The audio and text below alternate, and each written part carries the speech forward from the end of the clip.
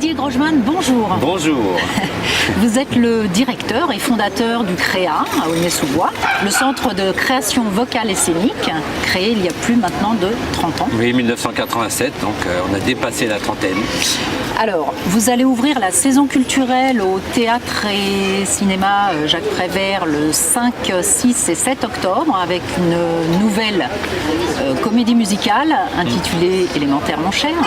Est-ce que vous pouvez nous dire deux mots là-dessus ?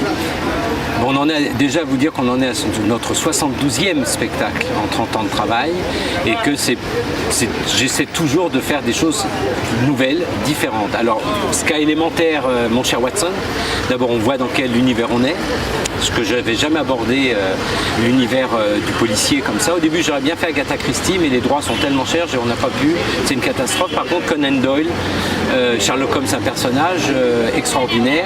Que tout le monde connaît en plus. Que tout le monde connaît, sauf les enfants du CREA. Enfin, il y a plein qui en littérature maintenant, donc ils ont été obligés de lire. Ils ont été obligés, donc au niveau de leur culture c'est très important.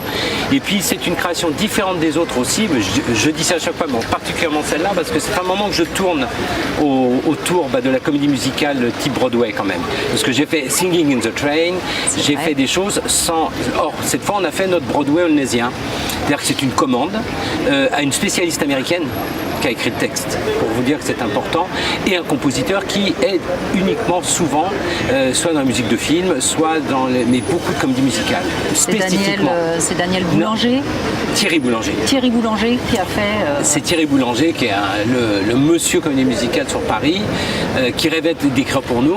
Moi je rêvais qu'il écrive pour nous. Il faut laisser autant le temps de que la rencontre se fasse. Alissa Landry pour le texte, je vous dis, elle est américaine. Oui. Elle chante elle-même dans les comédies musicales. Elle a toute cette culture, donc c'est pas une comédie musicale à la française qu'on va faire. Et donc pour moi, j'aurais fait la boucle. Après, je peux passer à un autre univers pour 2019, parce que les comédies musicales, on a fait toutes celles des autres, Oliver Twist, je vous dis, et là on rentre dans un univers propre, élémentaire, mon cher Watson, où les enfants pour la première fois vont non pas jouer des rôles d'enfants, mais des rôles d'adultes. Parce que Sherlock Holmes, Mrs. Hudson, elle a 70 ans. Donc tout ça leur donne un autre rôle, un autre jeu. Il faut apprendre à jouer les vieillards, alors qu'on n'a jamais fait ça. Donc c'est vraiment un très bon moment. La nouveauté de pour du tout public, j'insiste beaucoup, parce que je pense qu'aussi bien les parents, les familles peuvent aimer et vont aimer, mais aussi on fait un gros travail avec les scolaires, parce qu'on va avoir quand même, je ne sais plus combien de classes, mais je crois que c'est plus d'une vingtaine de classes en scolaire, plus la tournée après, la consécration. Là c'est l'image de la ville qui s'en va à l'Opéra de Paris, à l'Opéra de Paris à Bastille pendant une semaine, 5 représentations à l'Opéra de Paris, ce qui fait que voilà, je pense que le job est rempli à ce niveau-là. Alors vos actions ne s'arrêtent pas là, bien sûr, puisque chaque semaine le CREA intervient auprès de centaines de personnes, adultes et enfants aussi, dans les écoles, dans les centres aussi de loisirs, et vous avez aussi en parallèle des actions de formation. Oui, c'est-à-dire que est-ce qu'il y a des nouveautés pour la rentrée ou c'est une année où vous avez des moments riches, mais oui, on continue de développer notre projet Tous en scène sur le territoire Terre d'Envol, ça qui prend une autre formule, mais qui prend de l'ampleur, parce qu'on va associer et la création et la formation des différents musiciens intervenants des différentes villes pour qu'Aulnay soit un lieu de référence. Et pour moi c'est très important que ce ne soit pas du saupoudrage, mais que ce soit vraiment une dynamique territoriale. Donc ça c'est une chose, mais il y a 3 nouveautés qui pour moi n'existaient pas l'an dernier, quand même, qui prouvent que ça continue Pourtant avec la même équipe.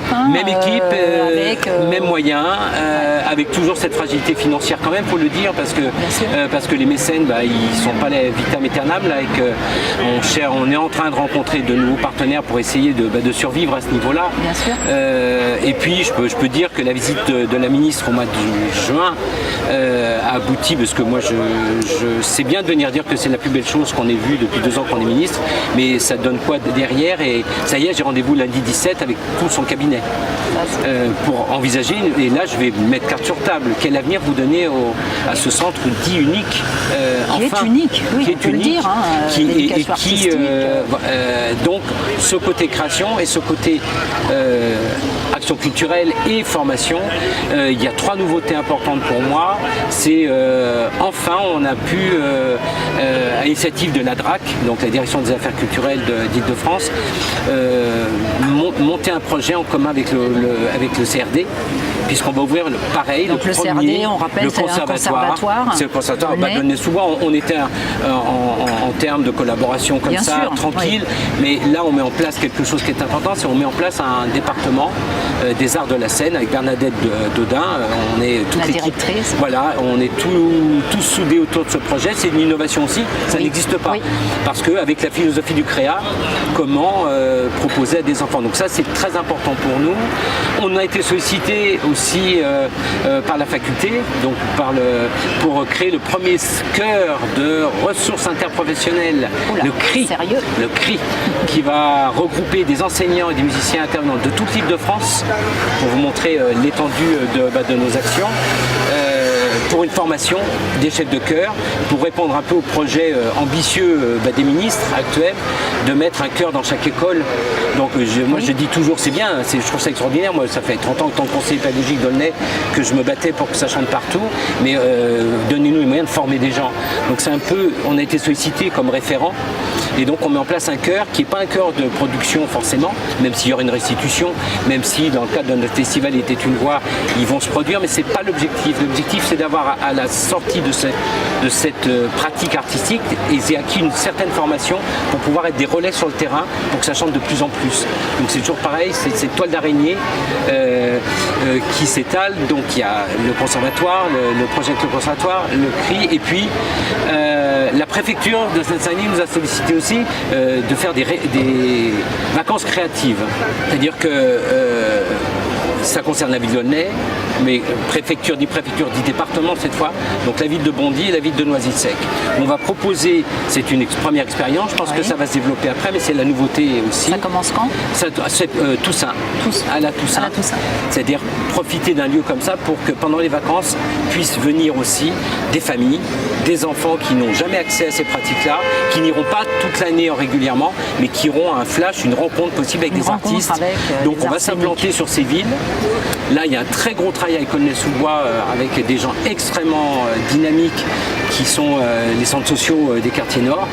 Il y a une très belle rencontre et je pense que ça va aboutir à des choses. Donc là, on va travailler avec les centres de loisirs d'Aulnay pendant une semaine. Des enfants qui ne viennent pas au créa, qu'on ne voit pas dans les écoles parce qu'on en voit quand même 1000 par semaine aussi. Mais ceux-là qu'on ne voit pas, toujours pas parce qu'ils sont nombreux. Mais aller essayer toujours dans l'idée de continuer de s'implanter, de continuer d'apporter ce petit caillou, mais qui pour moi est essentiel et non pas qui fait mal dans la chaussure, mais qui aide à construire sa maison. Bien sûr. Merci beaucoup Didier. Je vous en prie. À bientôt. À bientôt.